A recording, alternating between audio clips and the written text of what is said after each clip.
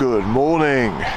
It's Wednesday the 13th of March 2024 and today's Forest of Dean walk starts here at Speech House Woods. So, I have done this actual walk before some years ago, quite a few times actually, but it will have varied in many ways, but that'll become clear as I continue along the walk. So I'm going to carry on and start the sculpture trail.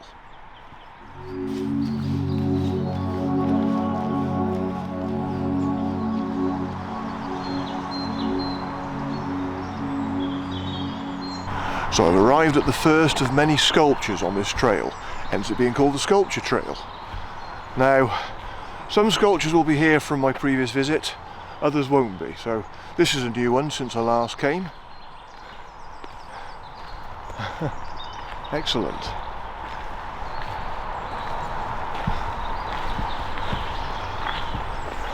I have got some notes about it, so I'll just have a look at them now. So this sculpture is called Gathering by Julian Wilds 2023. So I'm presuming that's when it was actually installed here. So a very new one. Mirrored stainless steel fungi inhabit these colourful forms and reflect their surrounding forest environment. Move through the structures to find textural touch points on the sculptures.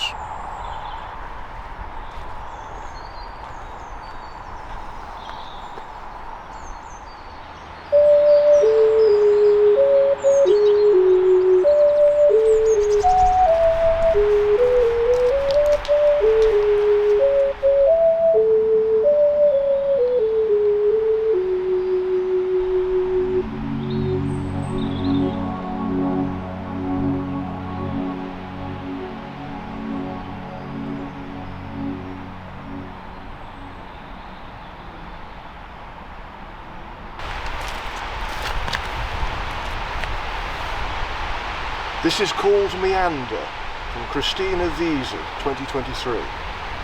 Created from steam-bent oak, this sculpture offers visitors a place to rest and observe the beauty of the forest. Its form mirrors the rivers Wye and Severn, carving their journeys through the landscape.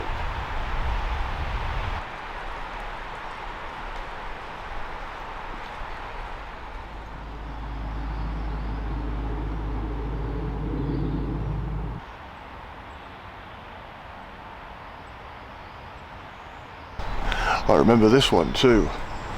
I think this one might be one of the very first sculptures.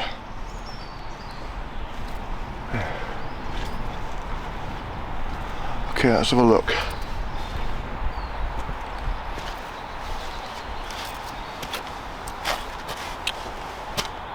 So this one is called Heart of the Stone by Tim Lees 1988. This sculpture echoes the shaft of the drift mine on which it sits. The fish-like shape alludes to the forest's location, which is situated between the two rivers of the Wye and the Severn.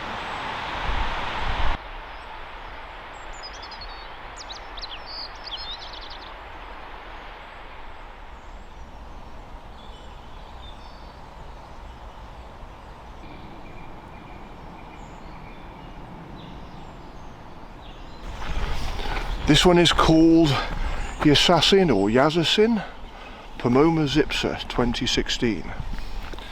The title of this piece translates into Turkish as hooray.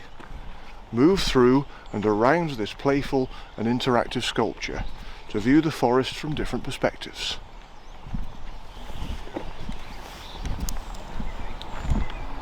Very good.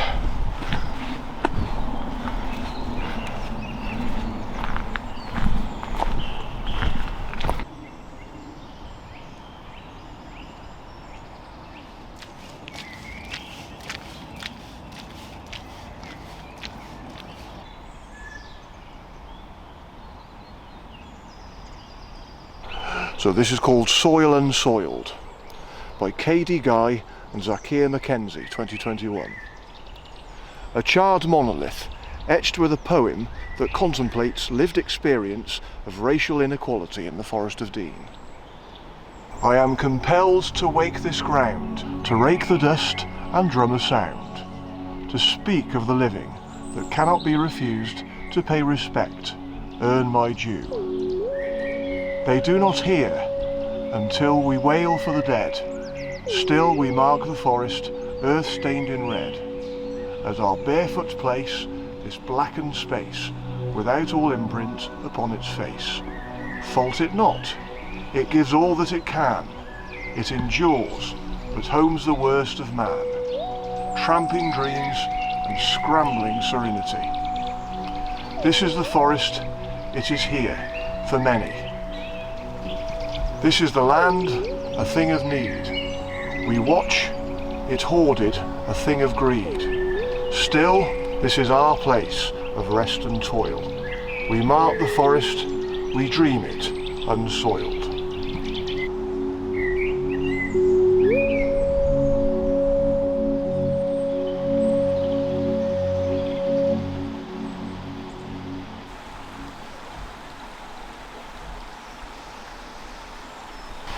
I remember these as well.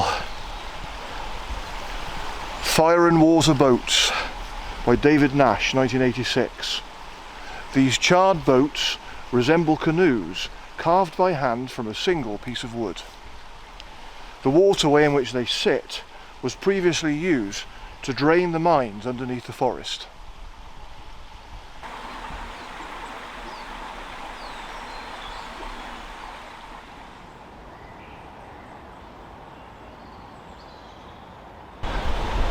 Yep, this is familiar too, I remember this, so I know exactly what's coming up now.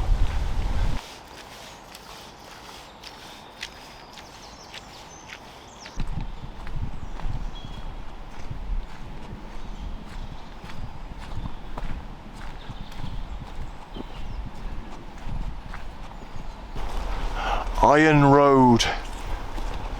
20 carved Jarrah wood railway sleepers represent the train line that used to run through the forest. Each sleeper illustrates an aspect of the forest, from smelting to writing, charcoal to hunting.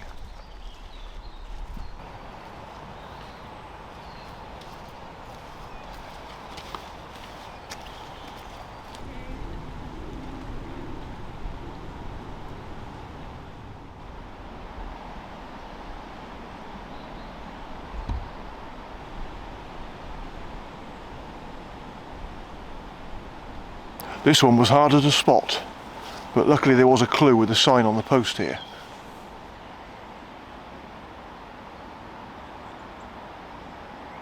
Searcher by Sophie Ryder, 1988. Constructed from wire, this life-size sculpture can be seen in the distance as you pass along the trail.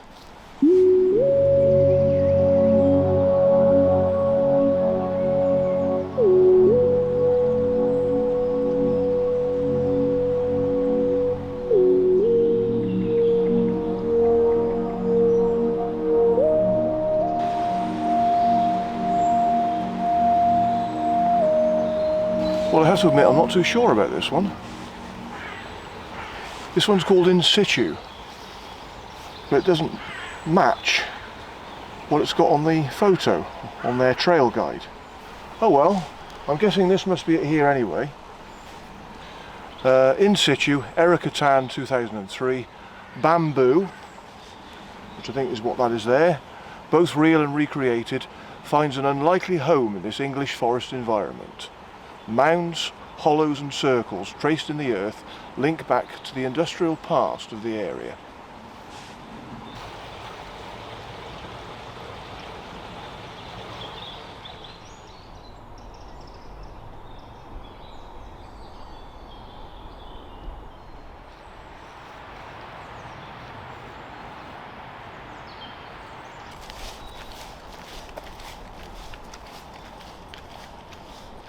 I remember this place from before as well. Glad this sculpture's still here. The Grove of Silence.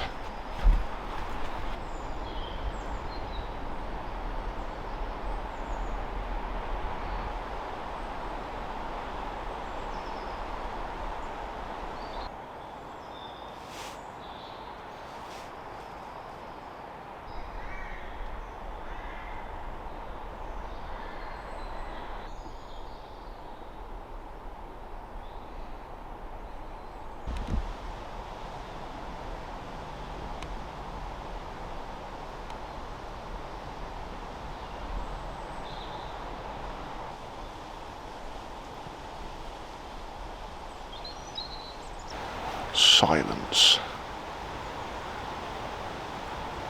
Okay, so Grove of Silence by Ian Hamilton Finlay, 1986. High in the trees, these three plaques draw attention to the stillness of their environment. Their simplicity of form offers a space for contemplation.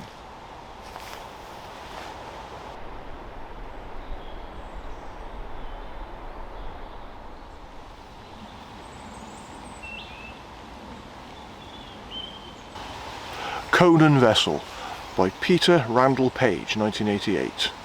Carved in stone, the details of an acorn cup and fir cone are amplified to reveal their scientific patterns.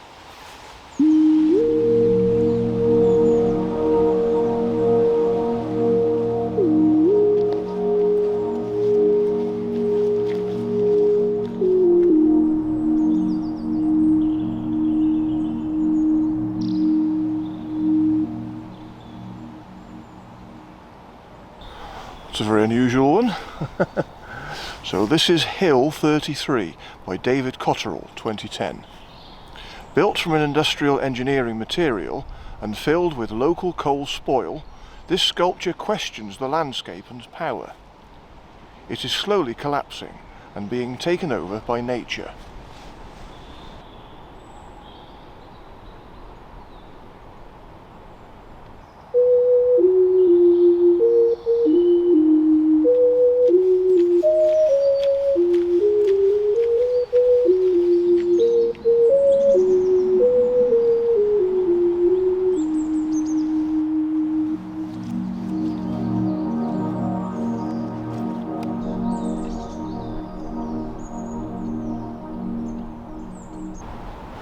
Another one I remember, this one is called House.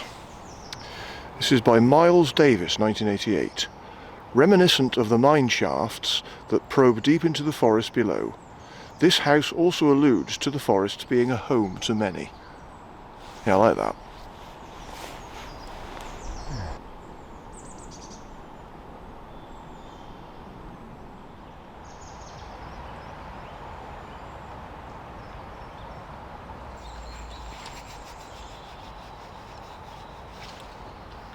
So this one is called Threshold.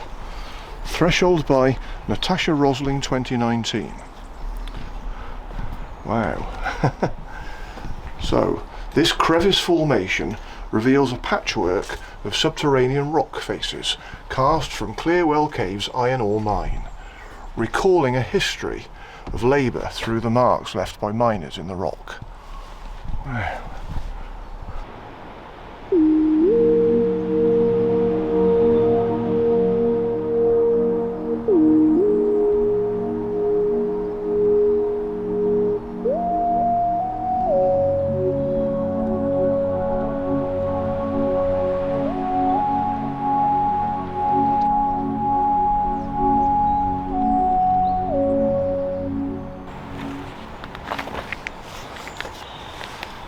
Okay, this is Coal Measure Giants, Henry Castle, 2016. 300 million year old tree fossils sit alongside two cast iron sculptures sited 300 metres apart, representing the distance of the nearest coal seam below ground.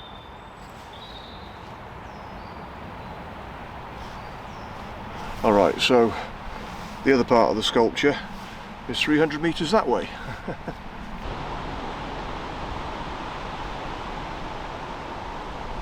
Ah, right, so this makes sense now. So this is the other part of Coal Measure Giants. So it's the same sculpture as the one down there, or part of the same sculpture. It's actually marked on the trail map twice. When I downloaded the sculpture trail map, there are two number 14s, which is this one. I thought, that can't be right, but it is. It's actually because it's the same sculpture, but it's spread 300 metres apart.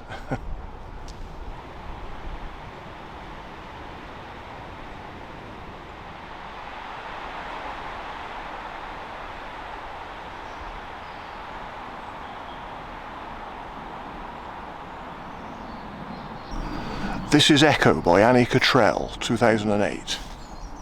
Cast from the face of the quarry in which this sculpture sits, Echo captures a moment of this rock's life preserved in monochrome, drawing attention to surface detail and texture.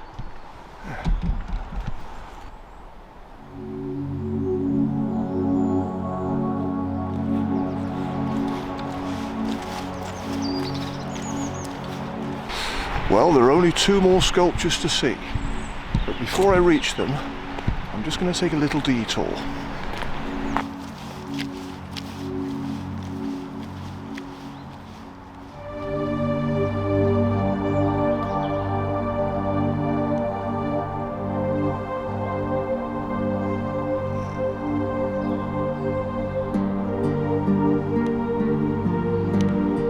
Woorgreens Lake, lovely. What a beautiful place. So I'm just going to walk around the lake. I think Woorgreens Lake must be one of the less touristy lakes in the Forest of Dean. In places like Cannock Ponds and Mallard's Pike, Soodley Ponds, I think they probably get busier than Woorgreens Lake does, but I think it's probably because you've got a little bit further to walk from where you park your car to get here. That's always a good thing because it encourages less people. But yeah, it's as beautiful as any other lake in the Forest of Dean.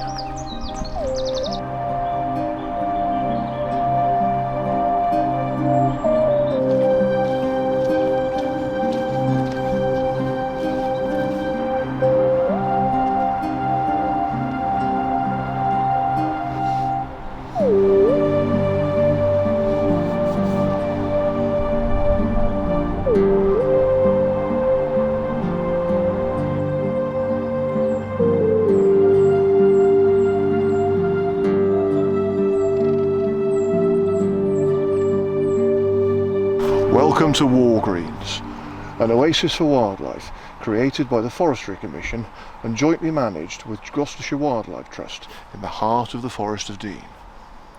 Take your time to wander, pausing to look for the birds, dragonflies, butterflies and reptiles found at this nature reserve. There's a bit here about Woorgreens Lake itself here. On the open water, species such as mallard, golden eye and grey-lag goose may be seen. Dragonflies and damselflies benefit from the shallow margins of the lake, where their nymph larvae hunt on smaller invertebrates underwater for about 2 years before emerging. Dragonflies you may see include common darter and migrant hawker, along with common blue and large red damselflies.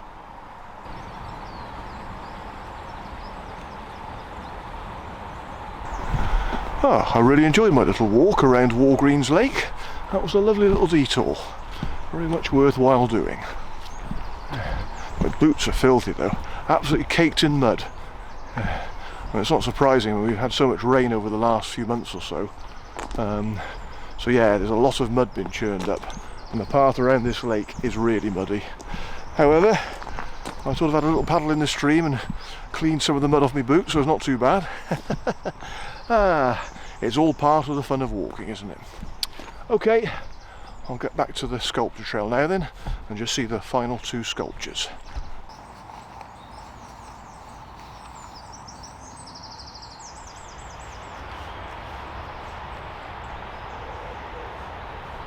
Now this next sculpture is one I am particularly looking forward to seeing. This one has always been here, and I'm very glad to see that it still is.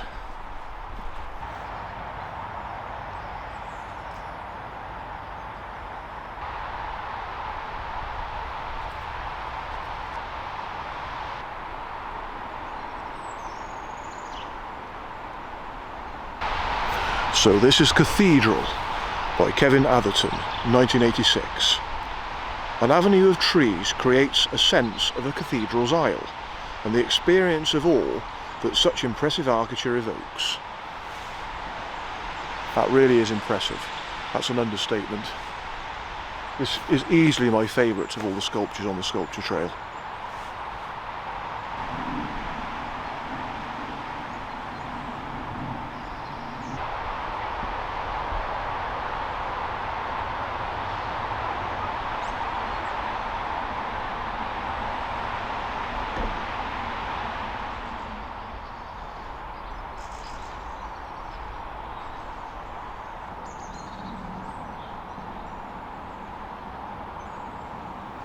Hanging Fire, and that's by Cornelia Parker, 1988.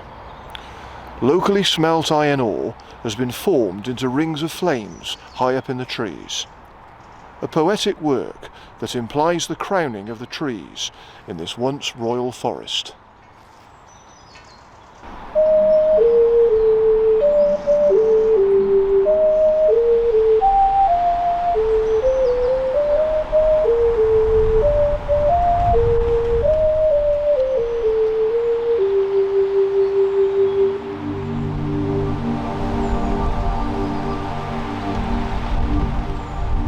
So that's the end of the sculpture trail, and it's been lovely. It's been a very long time since I last did this trail.